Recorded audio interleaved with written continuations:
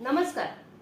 आज आपण कोणत्याही छातीच्या मापासाठी बाहीच्या कटिंग मध्ये काय बदल करायचा, कशा पद्धतीने बाही कटिंग करायचं कोणत्याही छातीच्या मापासाठी ते अगदी सोप्या पद्धतीने सांगणार आहे.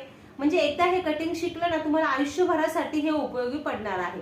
अशा पद्धतीचं हे कटिंग आहे. यात काही प्लस मायनस करायचं नाहीये, सेम असंच तुम्हाला करायचं आहे. इथे मी हा घडीचा पेपर घेतलेला आहे. बाहीचं कटिंग करताना आपल्याला कायम घडीचा पेपर घ्यायचा, म्हणजे आपलं पेपर पॅटर्न तयार व्यवस्थित होतं. घडी आपल्या बाजूला ठेवायची. घडीच्या बाजूला आपल्याला घ्यायची बाहीची लांबी अधिक शिलाई मार्जिन. आता बाही लांबी अधिक शिलाई मार्जिन कसं घ्यायचं? जर तुमचा अस्तरचं ब्लाऊज असेल तर 1 इंच शिलाई मार्जिन ऍड करायचं, आणि जर बिना अस्तराचं ब्लाऊज असेल तर 1.5 ते 2 इंच शिलाई मार्जिन तुम्हाला ऍड करायचं आहे. आता माझी अस्तरची बाही आहे, 6 इंचाची बाही लांबी आहे, त्यामुळे मी 1 इंच शिलाई मार्जिन इथे ऍड करणार 7 इंच. जर तुमची 9 इंचाची बाही आहे, 10 इंचाची बाही आहे, त्याच्यात तुम्हाला शिलाई मार्जिन ऍड करायचं आहे 3 इंचापासून पुढच्या सगळ्या बाह्यांचं कटिंग सेम अशाच पद्धतीने करायचं आहे. 10.5 11 इंचाची जरी बाही आहे तरी तुम्हाला कटिंग असंच करायचं आहे. बाही लांबी अधिक शिलाई मार्जिन. अस्तरचा असेल तर 1 इंच आणि बिना अस्तराचा असेल तर 1.5 ते 2 इंच. आणि बाहीचा बॉक्स बनवण्याची पद्धत पण अगदी सेम अशीच आहे. त्यानंतर हे झालं बाही लांबीच्या बाबतीत. त्यानंतर इथे घ्यायचं आपल्याला छातीचा चौथा भाग. आता हे 32 छातीचा आहे म्हणून मी इथे घेते 8 इंच. जर तुमचं 36 छातीचं आहे तर तुमचं येणार 9 इंच. म्हणजे ह्या ठिकाणी तुम्हाला माप घ्यायचा आहे छातीचा चौथा भाग. 40 छातीचा आहे, छातीचा चौथा भागाला 10 इंच. 30 छातीचा आहे, छातीचा चौथा भागाला 7.5 इंच.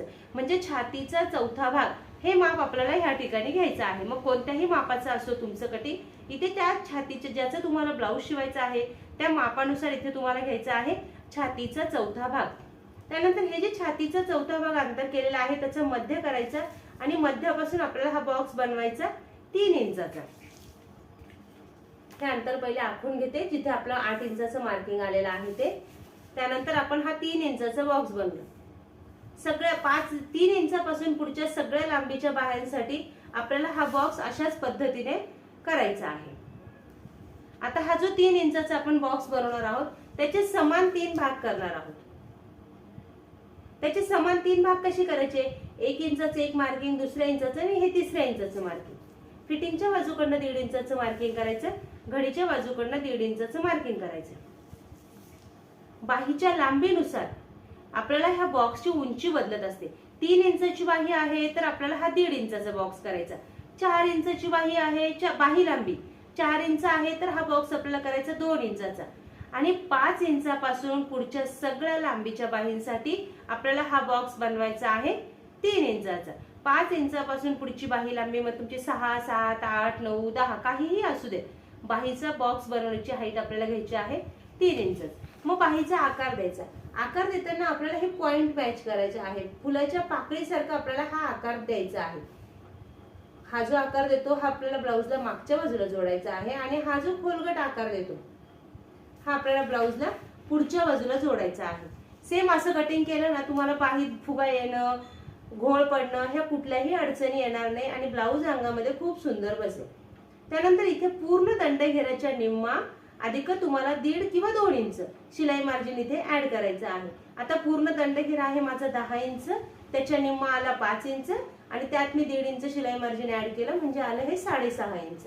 ब्लाऊज वरून जर तुम्ही माप घेतलं तर तुम्हाला निम्मा दंडघेर मिळतो, पण जर तेच तुम्ही अंगावरून माप घेतलं तर तुम्हाला पूर्ण दंडघेराचं माप येतं. म्हणून पूर्ण दंडघेराच्या निम्मा अधिक शिलाई मार्जिन असं आपल्याला या ठिकाणी माप घ्यायचं आहे. कोणत्याही छातीच्या मापाचं असू दे, अशाच पद्धतीने तुम्हाला हे सगळं मार्किंग आखायचं आहे. आता याचं कटिंग करून घेऊया. मग शिवायचं कसं, ब्लाऊजला जोडायचं कसं हे समजावून सांगते. नवीन बघणाऱ्यांनी जर अजून चॅनलला सबस्क्राईब केलेलं नसेल तर चॅनलला सबस्क्राईब करून नवनवीन व्हिडिओच्या अपडेटसाठी बेल आयकॉन ऑलला क्लिक करा, आणि व्हिडिओला लाईक करून जास्तीत जास्त शेअर करा. बाही उघडून त्यानंतर आपल्याला हा खोलगट आकार जो आपण दिलेला आहे तो कट करायचा आहे.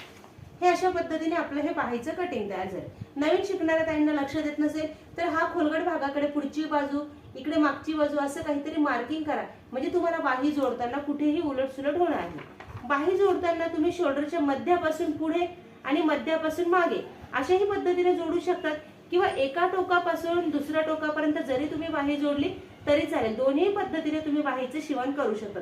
बाही जोडताना तुमची कुठेही कमी किंवा जास्त होणार नाहीये. त्यामुळे सेम अशाच पद्धतीचं बाहीचं कटिंग करा आणि ब्लाऊजला जोडा. आणि तुमच्या ब्लाऊजला ही बाही कशी बसली हेही मला कमेंटमध्ये कळवा. धन्यवाद.